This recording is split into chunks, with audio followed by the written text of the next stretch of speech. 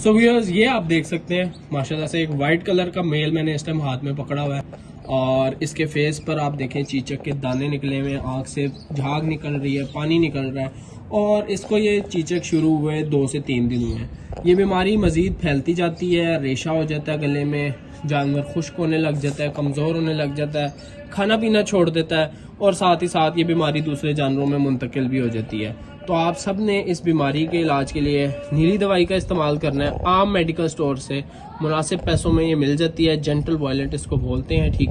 ठीक है। और अब इसको मैं अप्लाई कर दूंगा। आपने कोई भी कपड़ा ले लेना है, रुई ले लेनी है और उसके साथ इन दानों पर अच्छे से इस जेंटल वॉयलेंट को लगा देना है। और मैं आपको वीडियो में मुर्गा पकड़ के तो नहीं दिखाऊंगा कि कैसे लगा रहा हूँ, क्योंकि स्ट्राइक आ जाती है यूट्यूब की पॉलिसीज़ को देखते हुए।